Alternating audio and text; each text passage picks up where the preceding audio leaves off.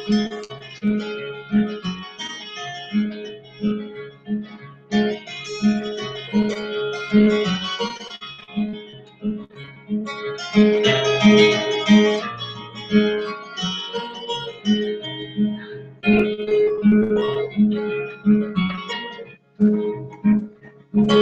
us build a bridge of music, let us cross through the sun. Let us find another canyon, let us write another wrong. Oh, and if someone should ask us where we're up and bound today, we will tell them building bridges and be off and on our way. Oh, and if someone should ask us where we're up and bound today, we will tell them building bridges and be off and on our way.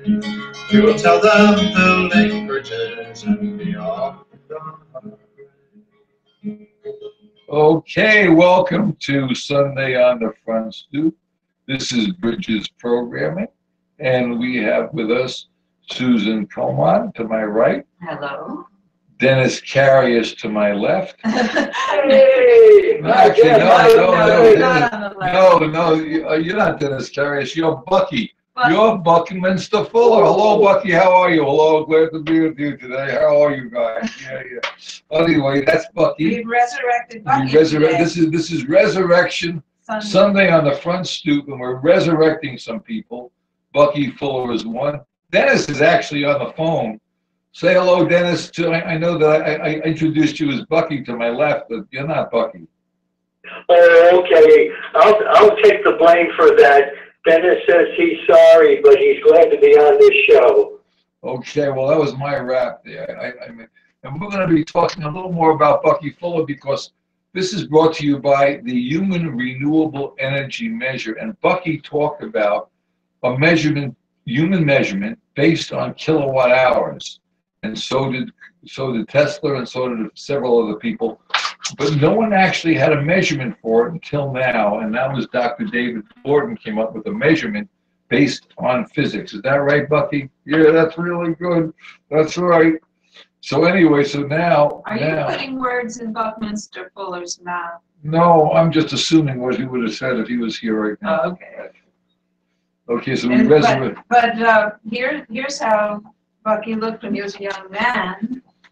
Let me see. Can we get any kind of... I'm going to get I'll get a closer shot for you. Let me get a little closer shot. Okay. Let me see if we can get up there to the closest shot. That's a closer shot. There we are. Oh, yeah. That's what Bucky looked like. What a nice, handsome young man when he was just about to go. But I was short. To college. Dennis, are you able to see us on the screen there? Let me see if I can find this other nice. Can you find us on your computer? Here's a picture when we're talking about now, when he was on his lecture series, and he was almost 80 years old then. Yes, and I look good then. I was much younger. I see the picture. Yes, I see. Thank you, Susan. I can see that picture. Is it clear enough to see it? Pretty good. Oh yes, yeah. I see Buckminster with his mouth is moving. I see all that. Hi, Dennis. How are you, Dennis? How are you? Oh, good. Good, Jeff. Wait a minute. I'm going to knock on wood. No, good. Everything's good. It's a pleasure to see you here. Wow. Tell you about my escapades with Human Renewable Energy Measure. Thank you, Bucky. You're welcome, Dennis. So anyway, that's what we're doing. So Susan's going to start us off like always, because she studies all this stuff, and she's the one who's got she reads all about this and spends a lot of time on this.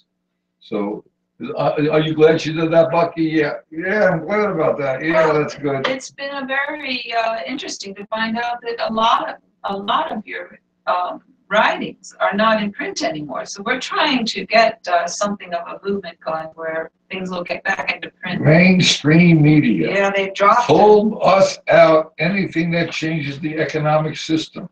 They don't want it to happen. They think you can vote and that'll change things. But voting is not going to be the answer. And unions are not the answer, even though you're a union man, Mr. Bella. However, We need to change the economic system so everybody has a fair shot. That's the problem. And that's what's wrong with, what do they call that movement, Bucky? Yeah, that was the, what was that movement? Dennis, what was that movement that they sat around parks and said it's not fair? What was that? Right now, I can't answer that one, Jeff. Wasn't that something like Occupy something or other? Occupy each city that they went to. Occupy. Right, the Occupy. Oh, like Occupy Wall Street, for example. Right, Occupy Wall Street. And they used to call those sit-ins in the 60s. Right, Remember? right. It's just another form Another of form sit-in. of trying to get things fair. We want things fair. People would occupy, and that's been going down through the ages when people are really But no one frustrated. had the measurement. That's the problem with it. You know, I put up a shade so we wouldn't have a problem with glare. And, You're fine, and don't now worry it about it. moved. Well, the that's sun just the moved. sun, it's But you nice. see what I did? I put the shade up over I there. know. And I put the shade in the wrong spot. No, but it's fine, it's not interfering with. But anyway, if you look on our screen, you'll notice Illyria's World, that's a book, and then there's Very hard to see that, if that's you're drawing just attention to right, that. and that's what I wanted to draw attention to. But Maybe later it'll. maybe when the sun goes down a little bit differently in the sky. And then we have Bucky here, which is here. Hi, Bucky, say hello. Hi. And then we have Bridges. Dennis. And Dennis is, you mean, Jeff, we have to reform things if they get dysfunctional? Well, they are dysfunctional now, but we don't. Oh, okay. I think they are dysfunctional. Don't you think we have a government that is working within a dysfunctional economic system, even though it's very functional for the very wealthy, though, Dennis, isn't it? Well, no, that's true, yeah. Well, functional, if you want to talk about economic advantage, but functional emotionally, I don't know. No. I think there's a lot of anxiety and stress amongst people who are trying to juggle their lifestyles. You know, they're very privileged lifestyles too. Right. I mean, even our wealthy friends. What's a good life? You have to up, ask yourself, and then even, when you have what you think, what anyone would think would be enough money, let's say someone like Donald Trump, you think he'd have enough money and power and he could just relax and enjoy his life, but no, he's out there trying to get the presidency. He wants to run the world now. He's always got something more that he wants. He can never get enough. So that's a sort of a symptom of what is it? Psychopathic. No, well, that too. When you can't, addiction. I think it's a symptom of a type of. Well, he's a spoiled brat, and he wants more. True. And he was probably spoiled. He was probably spoiled as a kid. Yeah. Some kids are He was spoiled and they spoiled don't as a get addicted to power and money. They just have different symptoms. Now the other thing is, wait a second. I want to see a female president that knows about economics in the White House. So I would like to know, should we put a female president? Half the world is female, right? Half the human Are you population. talking to Dennis?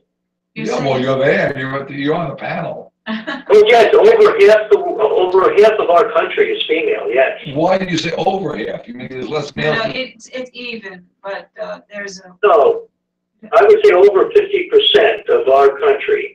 I don't know if it's 53% or 54%, but men, unfortunately, don't live as long as women. So that's true, but the birth rate is exactly the same. It's exactly even for men and women. Women. Okay, I'll write that down. It's exactly the same. Okay, thanks. No, as far as the birth rate, but in general, some women will live longer than men. Exactly. Yeah, that's different. That's not the birth rate. Would you want to say something, Bucky? No, I'm just listening. But do you want me to read what I'd like to have Bucky comment on today? Yes, go ahead. Okay. Get to our subject. Yes. Which is yourself. Bucky, right. You're our guest today, this Sunday. We've resurrected you, and as usual, we know you have a lot to say, and we're going to let you say it through quotes, and then you can comment. Good. And we're on chapter 4 of your book, Critical Path. We're trying to go through it pretty systematically.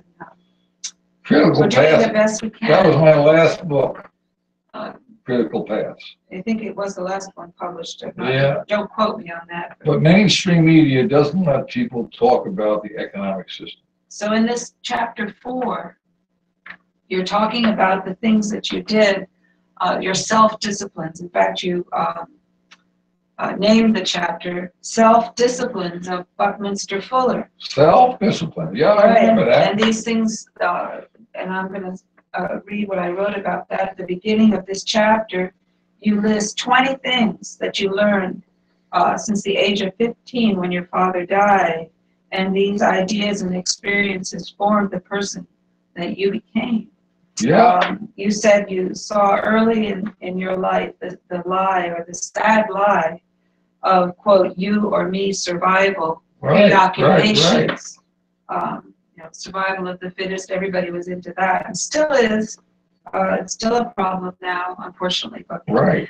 you saw the potential of scientific discovery eventually, quote, bringing about general economic success for all humanity, unquote. If each individual was trying to do, quote, do you hear that? General economic success for all of humanity. Right. Did you hear that? That's the goal. That's a very important thing to understand for all of humanity, not just U.S. or us, not just Canada, not just Germany, all of us. All of the species. All the planet has economic success, so there's no more wars. What do you think about that, Dennis? Jeff, I think that's when a lot of wars started. Wars started, like in World War I, World War II. I think they started for that reason. Why? Well, because there were countries like Italy and Germany over in Europe that they honestly had 99% of that country being controlled by the upper 1%. And it was way back there, not just World War II, even World War I, when countries like Italy and Germany said, look, we're going to have, it's not communism, they wanted socialism. And if you look up what socialism is, it's very similar to what we're talking about, just helping everybody to have the minimum needs of food and shelter that they need. And when that happened, that's when, I can't believe it, but this country sent our troops over the ocean. Don't ask me why, maybe because countries like, England told us to do that. But we sent our troops over the ocean just because countries over in Europe really wanted to reform things when they got dysfunctional. True, there was a huge movement for that, but unfortunately it was co-opted by military strategists and wealthy power people. brokers that wanted something different, and they said they were being socialist, or they said they were being communist, but they were not. And there were some countries, like Norway and Sweden and a few countries, Denmark, that actually tried to do a form of socialism and are still trying to do it. You can't. And they've been really pretty successful at it. But most of Europe never really was successful, the countries in they Europe. Never got there. Now, I want to bring something else out, Dennis, that it wasn't the First World War or the Second World War or the Korean War or any of these wars or War of the Worlds. This started way back before the Roman Empire. It started over 5,000 years ago when slavery was abundance. Now, it was very obvious. Slavery was abundance. Well, every king had slaves. Okay, slavery meant you were wealthy. You had slaves. You had slaves, and the more slaves you had, meant you were the more wealthy you were, right? Right. Slaves were wealthy. So, and then what happened was is people didn't want to be in slavery anymore, so they refined it, and then the kings got together and started something called the United Kingdom. You've heard of that, the United Kingdom, Dennis, have you not? So they could keep the population. Oh, I've heard of that, yes. Okay, how long ago was that established about? Oh, you'll have to tell me that. I don't know the exact. Probably 4,000 or 3,000 years ago, I'm guessing. So that means all the kings got together and said, what are we fighting amongst ourselves for? Let's unite. And then we can keep the slaves running and we'll control the economy. That's how the UK got started. They took the kings who were running the world economy at the time and united them so they wouldn't kill one another. That was your first form of, in fact, communism. Right. And the kings shared the wealth together, and they're still doing the same thing. And then you had the middle classes, or the slaves. The true slaves are the ones who work, and they try to make a living. And if they don't make a living, of course, the slaves will die. And that's where we are right now. So what the wars you're talking about started, do you agree with that, Bucky? Do you agree with that? Yeah. So anyway, that started many years ago, and well before the United States was ever conceived of. And then when we did come over here, the king still ran this country. You've heard of Rensselaerville, and you've heard of all the other big, huge land grants. Well, those were the kings that ran this country from the United Kingdom. They ran the United States, and they still are, but it's not the kings anymore. It's just the very wealthy people who are running the corporations. So if you go back to the First World War or the Second World War, it started thousands of years before that. And that's the problem. People can't get their minds around it to see it. And they can't understand they can't understand at all what's going on with the economy. And people like Bucky and Tesla, and finally maybe you and I can begin to understand that the problem is that basic needs are met, otherwise you'd be dead. But they're dead because people are working 20 hours a day and 15 hours a day and 16 hours a day in most parts of the world just to have their basic needs met. And we're suggesting that because of technology, then they don't have to be slaves anymore. And that's where the Occupy groups came in, and the sit-ins and all these things happen. And that's what you're referring to, Bucky, when you say bringing about general and economic success for all humanity through the potential of scientific discovery, through the technology that we are constantly inventing and making more effective and efficient. And you also say more with less. Right. And you also suggest that in each of us as individuals, we're doing and trying to do, quote, what nature is trying to do, unquote. We could find ourselves to be a very successful species indeed. And you've always come back to this theme of look and see how nature has solved things. Work the with technology nature, of nature. not against her. Right, exactly. And you yourself went to nature, for the representative structure that the geodesic dome that you created. Nature's building blocks.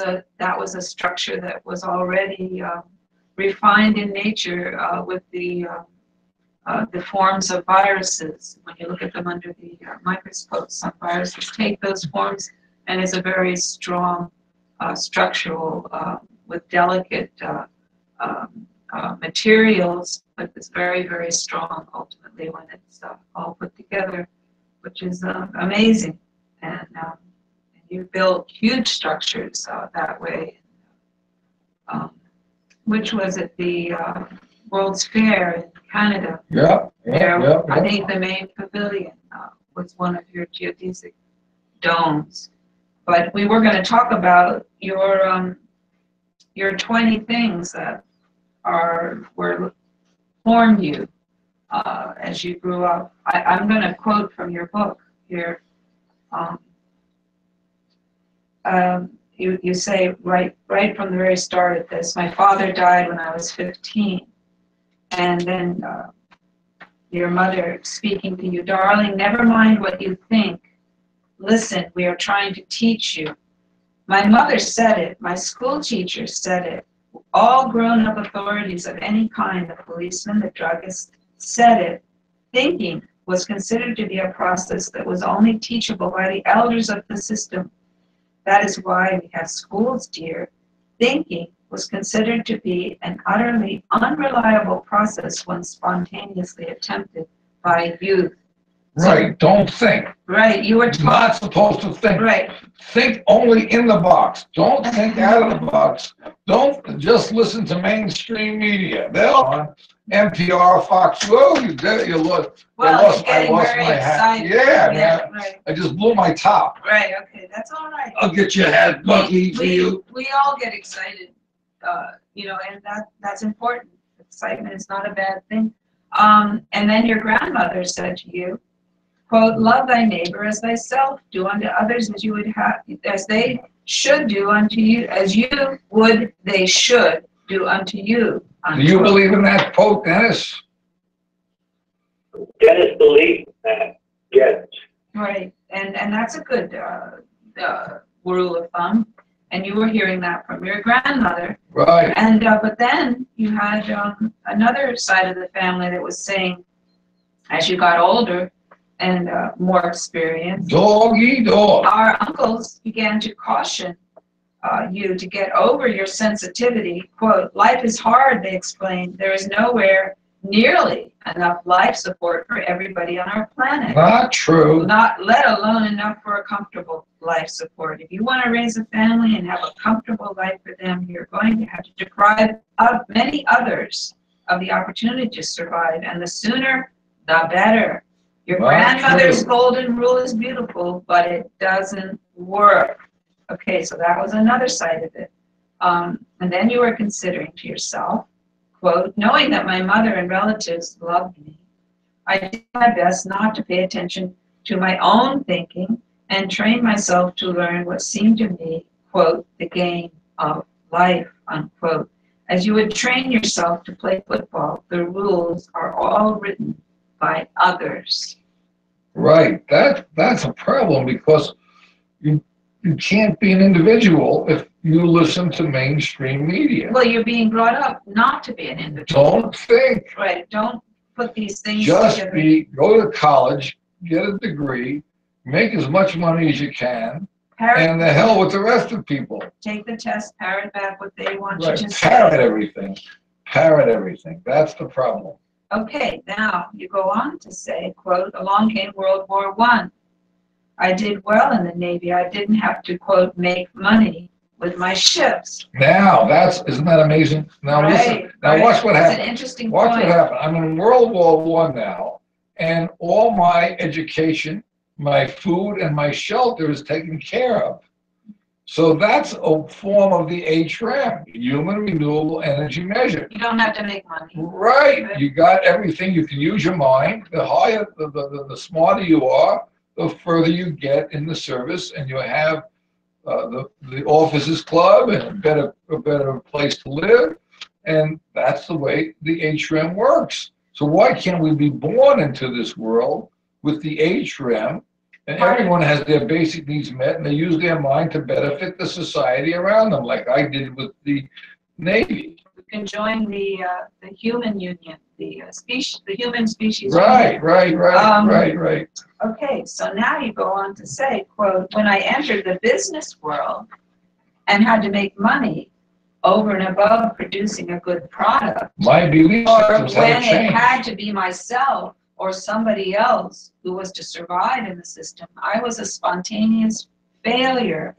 I was always sure that I could cope with hardship better than the other guy. Not so true. I yielded. Right. And that was your nature. My nature. At that Yeah, time, yeah. right? So then you go on, and this is your sixth. Hold before we go on. Dennis, do you understand what happened to this guy? Do you understand what happened to Bucky? I don't know what happened to him. You mean when he died? No, he died of old age. But would you die of old age? Yeah, old age. The question is that he had cognitive dissonance. He had mixed emotions, just like the people Okay. who go into the service are told not to kill people, and then when they go into the service, they're told to kill everybody who comes out of that building. And they come back Wow. here and they all screwed up because they were told not to kill here, but when they went overseas, they were told to kill everybody. So, and Bucky had the same problem. His relatives said, "Do unto others as you'll have do unto you." And then when the other part of the family, and the business part, you better do the best you can because otherwise you'll never survive. Because there's not enough to go around. Well, you got to knock out the other guy. Right. So this is the problem where we had mixed emotions again, and that's what's going on all over the world. So we need to make sure that this doesn't happen. The way we do that is we think, and what's missing from all the thing is what's missing, Bucky? The HREM, the Human Renewable Energy Measure. That's what's missing, right? Yes, right. Okay, so we got. I think we got agreement from Bucky here from the grave. But go ahead. Well, then this is very interesting. With all these different experiences, you start to develop a way of looking at the world, and you wanted to see yourself as others might see you, and to integrate that with how you were going to go forward in your life. Right. And one of the things that you developed was what you called a chronophile. And A chronophile.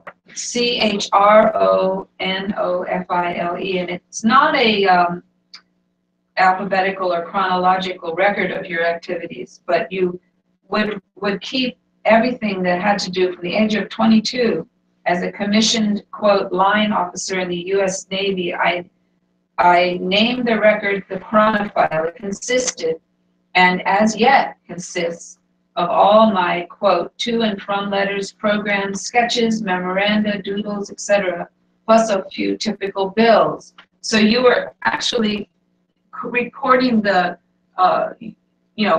physically recording things that were happening to you, but you also were collecting a lot of the paper, the detritus of your life, essentially, and keeping this because you felt that this was important, because you wanted to chronicle in the best way possible your own life, and see, and your purpose for this was spurred. The reason you were spurred on, but you had married, your first child had died of meningitis, and then you had a second daughter. That was sad. Very, very profound effects on you. So you and your first business attempts, with the help of friends, their investments had failed. So then at age 32, you say you found yourself, quote, a throwaway in the business world. And so you said, I sought to use myself as a scientific guinea pig in a lifelong experiment designed to discover what, if anything, a healthy young male human of average size, experience, and capability, with an economically dependent wife, newborn child, starting without capital or any kind of wealth, cash savings, account monies, credit, or university degree, could effectively do that could not be done by great nations or great private enterprise, to lastingly improve the physical protection and support of all human lives, at the same time removing undesirable restraints and improving individual initiatives of any and all humans aboard our planet Earth. So there is a statement right there of your goal. I call it later on the spaceship Earth. Right. In another. So we're all on a spaceship here. Excuse me.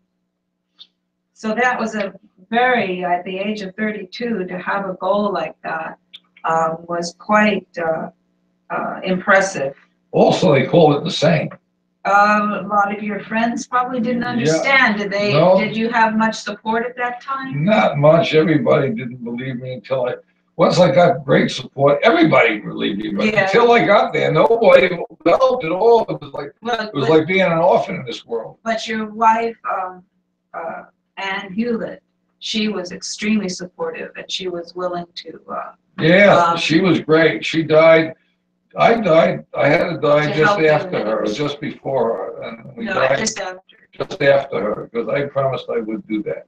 You were a New England gentleman. Right, that was my commitment. Ladies first and gentlemen soon. Right, and then I went right after her, in a few hours actually. Yeah, and you were together probably 60 years. Well, you were married very A early. long time. Yeah, in your 20s, and you were married all that time.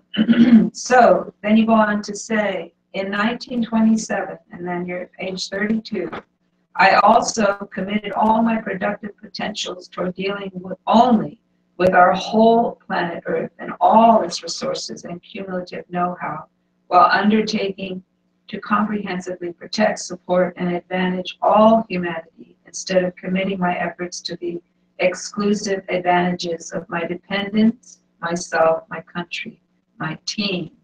So you already were thinking about all of humanity. You know, you were thinking in universal terms. Right, not just U.S. And the not whole, just your the whole planet, right? not just your family or yourself or your team, as you say, your country or your business. This was something, even larger, more inclusive. Yeah, the whole planet. You need to make sure all humans have their basic needs met, or you're going to have wars. And once we've agreed upon that, then you don't really need any more boundaries. The boundaries are artificial. This spaceship or this world doesn't need boundaries. We need points of reference, but not different laws for different folks. All humanity has to have their basic needs met. Well, that makes sense, Bucky. Yeah, and one of the things at this age, at this point in your life, when you're making your whole life the experiment, the example, or whatever that you're working on, you had come to a realization that helped you to, I imagine, feel very comfortable with your decision. And I'll read what you wrote here. Quote, "This decision was not taken," and that is the one to help humanity, "on a recklessly altruistic do-gooder basis, but in response to the fact that my chronophile clearly demonstrated that in my first 32 years of life, I had been positively effective in producing life advantage wealth, which realistically protected, nurtured, and accommodated X number of human lives for Y number of forward days, only when I was doing so entirely for others and not for myself." Right. So you found to that point, you were most effective when you were thinking about others and not just what was going to be advantageous to yourself. Something bigger than yourself. Bill Holmberg, a guy you know, he talks about new wealth industries, the biggest new wealth industries, using nature to benefit humanity and nature. New wealth industries. Yeah, I think that is along similar lines. But then you go on to say here, further from looking back at your chronophile that you've done, for the 30 years so far, it showed that the larger the number for whom I worked, the more positively effective I became. Thus, it became obvious that if I worked always and only for all humanity, I would be optimally effective. So that was your guiding, I assume your guiding philosophy from then on. Right. The more people you could. Right. Okay. And if you want to comment at all on this so far, we're halfway through your disciplines or self-disciplines, as you put them. Okay, Dennis, you have any comments on what Bucky was talking about? Well, I think he did great work. Now, was he born in 1895? I think you might be right. I'm not sure. Yeah, 18. Okay. It's close enough. What about that then? He lived To me, that's very, very interesting because that just about, when he was growing up is when World War I was ready to start. right. He lived through And both. I honestly think there was a very similar relationship in World War II and World War I over in Europe. It had a lot to do with 99% of Europe who felt like they were being controlled by the upper 1%. And Bucky, I think, was understanding that and trying to tell the truth. Mm-hmm. Okay, but see, here's the problem with that. We had this huge war where many, many, many people died. The First World War, right? To try to change things. And then we had a Second World War. Again, for very similar reasons. And before that, we had the Balkan War. And before that, we had different wars that they had the wars with they would fight to take over different kingdoms. I forget the name of all the wars that they had. Well, it'd be hard to list them all. There were so many. But there were so many, and there were always. But there were every one of the wars where they have to try to get economic advantages. Right. So don't you see where the economic advantages, like you mentioned, 99% were being said that something wrong because the 1% is controlling it. But it's always been the 1%. The kings control 99% of their kingdoms. Don't you see, Dennis? It's been the same 1% forever. Yeah. It's not been just because. And that's what I'm saying. Right. I see exactly what you're talking about, and that's what surprised me is that way back when Buckminster was born and just growing up is when this was happening right before World War I. So I understand exactly what you're talking about. Well, the thing is, it was just not World War I. It was also. I just lost my cursor here. Well, Dennis has to add one other thing. This is very important because before World War II, there were no nuclear weapons, okay? It was right at the very end of World War II when this one country, I won't mention its name, bombed Hiroshima and Nagasaki. Well, I'll mention really, the name. That was the United United States. States. That was us, U.S. Wow. I'm Sunday on the front stoop. I thought we all agreed we should love thy neighbor and thou shalt not kill. Yeah, How many women and children were killed in Hiroshima and Nagasaki? Don't we have to tell the truth on Sunday on the front stoop? Tell it like. Well, you're right. Okay. So Right. So it wasn't just men that were killed over in those countries, I mean, in those cities in Japan. It was women and children that were killed by those atomic weapons. Right. Imagine if we ever have a World War III. Now there are so many nuclear weapons out there. It's not just the United States and Russia. And now, you look at how many we gave to Israel when we said, no, Iran cannot have one because they're in the Middle East. Well, Israel's in the Middle East. Look at how many they got, over 1,000. Okay, whoa. Yeah. Why did we give Israel those weapons? That's a good question.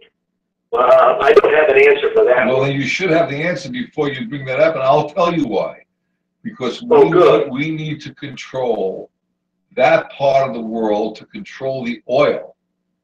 And and if we control the oil, we control the economic world, because energy is our amplifier for our labor or our slavery. In other words, right now in your house, Dennis, you have energy slaves. Energy slaves. Right. Many energy slaves. I think it's maybe 20 or 50 energy slaves just to run your refrigerator. Now, do you have your heat turned on today? Yes. Do you know how many energy slaves you're using for that alone, just to keep heating in your home? If you had to have someone go out there and cut wood and keep your... That would be happening all day long. All day long, you'd have to have energy slaves, human energy slaves. You would.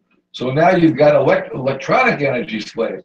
And that's why we have nuclear bombs in Israel, to control the economic system for the Middle East. Does that make sense to you? Well, it makes sense, but it's very sad.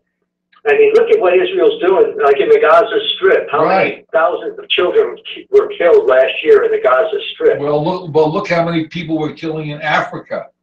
Look how many people we're and all killing the refugees in coming out of Syria now, right? I mean, look at what's going on. It's not just the guy, it's all over the world because of the economics. And that's why we have to go, Bucky, what do we need to get to happen? Human renewable energy measure. See, that's, Bucky's got it. If we had that measurement in the vocabulary, most of this would stop. You'd stop be killing people. You'd educate people. They'd have their food and their shelter. And we'd have the best. We were talking about new technology that's out there this morning with somebody else who called. And they were saying that there's great technology out of there, cold fusion, which you talked about earlier, Dennis. You've heard about cold fusion, right? Well, we just spoke with Gary. Yeah, but Dennis knows about cold fusion, right? There's been Right. a recent patent from what we understand Right. for that process.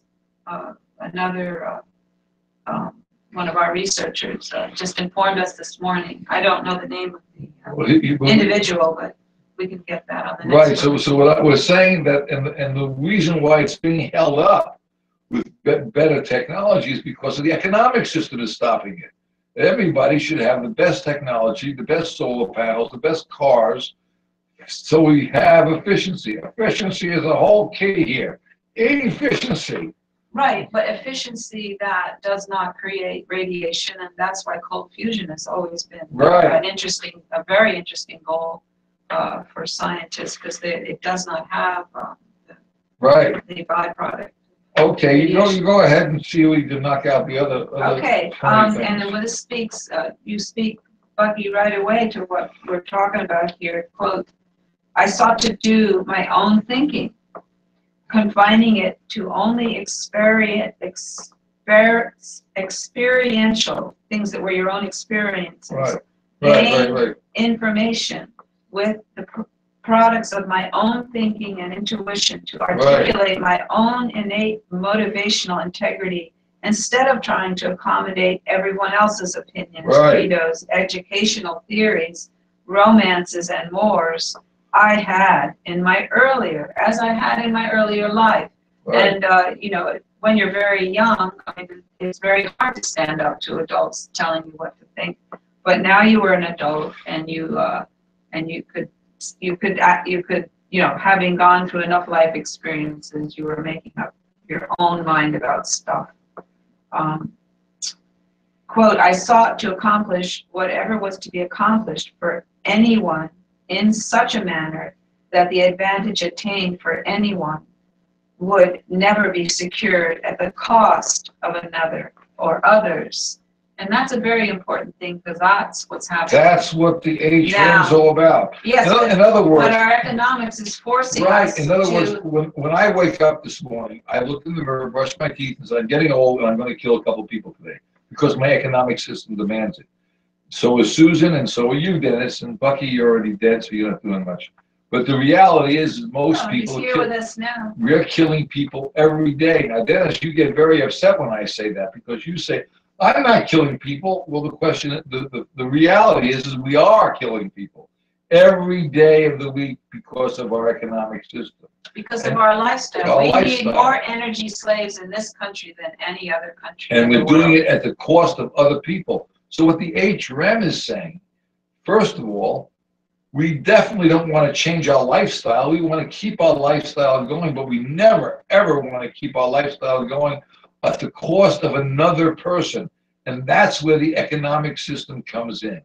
The cost of another person. If we are killing people around the world because of our lifestyle, that must be stopped. And you can't get rid of psychopathic behavior or even psychopaths, because you become psychopathic when you try to do that. But if we have a measurement in place, like the human renewable energy measure, that people agree on, an agreed upon point that everybody has to have their basic needs met for about an hour's worth of their life a day, then we've accomplished that. And an agreement is a very peaceful way of of changing the whole dynamic. That we're Change the living. world with the measurement. I can go on, and we're moving along on Go ahead. various things that you actually, these are the stepping stones of your development, I guess you could call them. Right. I sought to cope, quote, with all humanely unfavorable conditions, customs, and afflictions by searching for the family of relevant physical principles involved. Physics. And therewith, through invention and technological development, to solve all problems by physical data and devices that were so much more effective as to be spontaneously adopted by humans, and thereby to result in producing more desirable lifestyles and thus emancipate humans from the previously unfavorable circumstances. That's a wonderful thing. You're saying, I'm just going to restate it. Technology helps change, humanity. Right. You can change the environment that people are working in. And then by doing that, you're changing also the behavior of the people that are being affected by that technology. Quote, I must always reduce my inventions to physically working models and must never talk about the inventions until physically proven or disproven. The new favorable to humans environment constituted by the technological inventions and information must demonstrate that new inanimate technology could now accomplish what heretofore could not be accomplished by social reforms. So you can talk yourself till you're blue in the face about, we got to teach people this, we got to deny people that, we got to. But that's not going to be as effective, you're saying. As a simple measure and a proof that people have to have basic needs met. Well, also, but you're saying that the technology changes the environment, and that's what's most important. Right. You quote, sought to reform the environment, not the humans. I determined never to try to persuade humanity to alter its customs and viewpoints. Right. You need to change not the individual, but the environment. You've got to get into the vocabulary of measure so people can understand it and how they change things. Well, that's another side of it. Right. I don't think that, Bucky, you were talking about that so much as creating technical advances that would change. Physical, technical advantages. Exactly. But this is another type of physical thing that we're talking about with the human renewable energy measure. It is something measurable. It is something that's occurring all the time. Our energy as a human species. We didn't have that measurement back then. And we still don't. We have no way to represent ourselves as a species in our own economic system. Right. The economic system is subjective, not objective. Okay, here's another part of your philosophy. Quote, I sought never to promote or sell either my ideas or artifacts or to pay others to do so. I must never hire any agents to produce publicity for me, nor engage any lecture, literary, or idea selling agents, nor hire personnel who would solicit support for any kind on my behalf. Right. All support must be spontaneously engendered, and that's how we feel too. It has to be spontaneous because people are saying, yes, this is needed, just like we needed to measure distances at some point. It must be spontaneously engendered by evolution's integrating my inventions with the total evolution of human affairs, unquote. I mean, I can't restate that any differently. No, we need to use physical things to help humanity, not benefit just the 1% or a small group. All humanity has to be benefited by all the ideas of all of humanity. And you saw that this was not this type of thing, this type of technology that you were trying to give humanity, that would change the way that they behave amongst each other, that this was not something, it was something to be given, not something to be sold, promoted to them. You can't patent an idea. Right, and it should be done that way. To anything that will improve everyone's chances of survival should be given. A better life for all humanity for a minimal amount of work. And people will spontaneously, as you had faith, that they would spontaneously accept things like that, because it's clear to anybody what's, if you're not being persuaded not to think for yourself, what is a good direction to be going, right, or what is a helpful thing to do. And you go on to say, quote, I assumed that nature had its own unique gestation rates, not only for the birth of each new biological component of ecological inter-support, but also for each inanimate technological artifact, invention of human inter-advantaging. Right. And there's your wonderful invention of words there too, starting up. I had to make up words because semantics gets in the way all the time. Well, there's not enough words. Right. You have to make up words if there's not one there. And they keep on co-opting the words. So you're essentially saying you change the environment, you change the people in it. And if you change the environment toward something that's advantaging everyone, that's an even more powerful and type of change, the change that we would hope for. Right, like Dennis, I'm going to ask you a question, Dennis. What do you think about changing the environment so we have a better political system? Wow. Not just for a better political system, I think we could change it just so we can stay on this planet, too. Well, the planet's going to be here. We may be dead. No, I didn't. I said that we can stay on the planet. I don't mean under the ground in a grave. I'm saying if we stop climate change or global warming, whatever you want to call it, then we can stay on this planet, or our children, our grandchildren, our great-grandchildren, humanity can stay on this planet. But otherwise, we're going to have to just move, get away from this planet. Why are we hurting the planet? Did you ever hear the word greed, G-R-E-E-D? I really think it's not 99.9% of us are not trying to do this. But if you're like some of the richest, most powerful people that have money invested in oil over in the Middle East, and you want to get that oil as cheap as you can, get that democratically elected leader out of there, replace him with a dictator like in Iran, with the Shah of Iran, then we get a good price on that oil. And then we bring it over here, sell it for $3 or $4 a gallon. You won't just be a billionaire. You could become a trillionaire if you keep doing that. What's it worth? Yeah. What's a dollar worth? And you and I, and well, you and Bella and Comont there are using the same oil to stay alive right now. You're using more energy slaves than most people around the world. So therefore, we're greedy no matter what.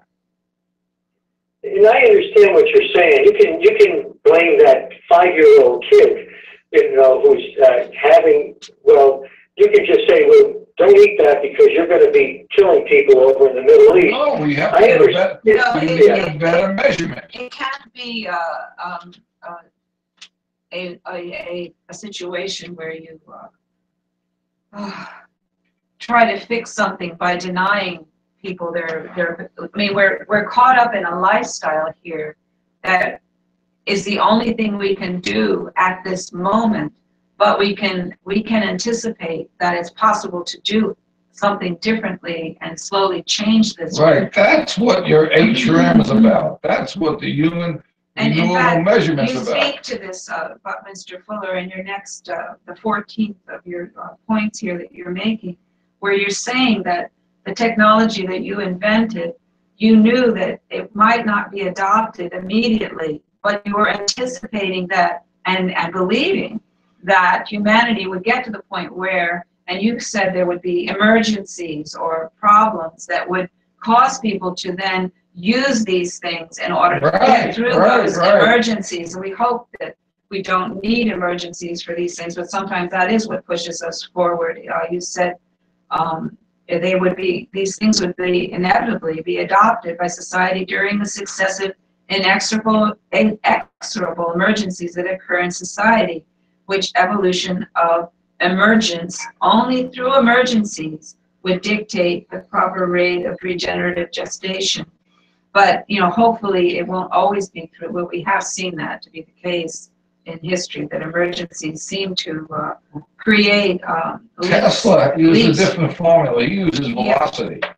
Well, that's true. Yeah, there's another way to think about it. I can go through the last couple of points in the last 5 minutes. Right. I says 5 there. We got a song yes, but and so you say in your 15th point here, I sought to learn, quote, the most from my mistakes, and that's always a very good touchstone. And then I sought to decrease time wasted in worried procrastination and to increase time invested in discovery of technological effectiveness. So you weren't going to, be wringing your hands too long.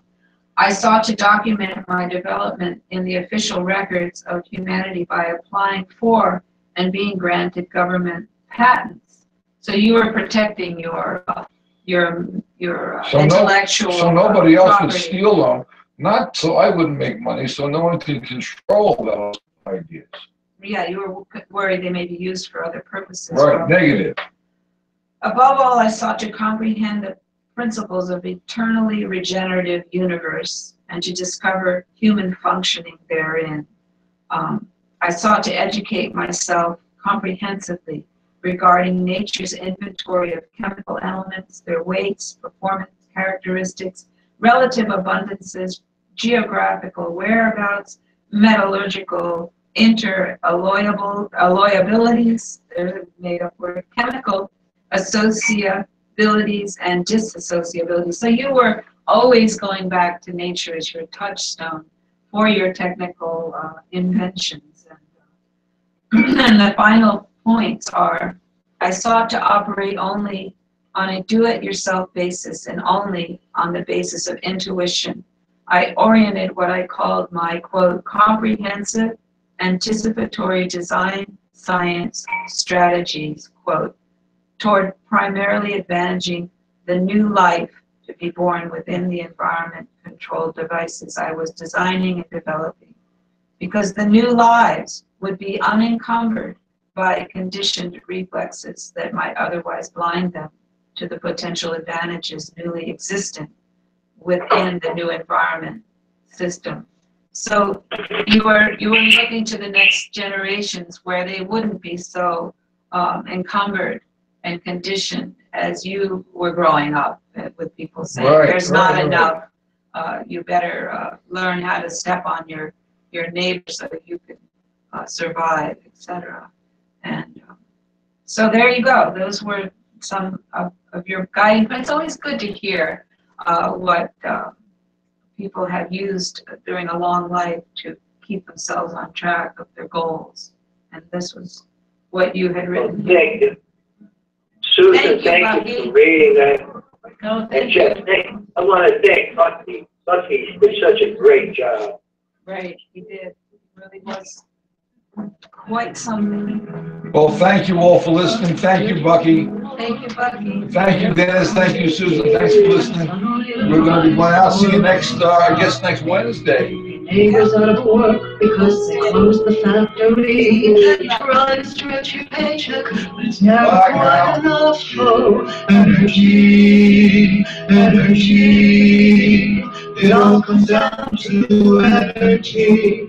You wonder where the money's gone. Well, here's some fuel for thought. It all comes down to energy.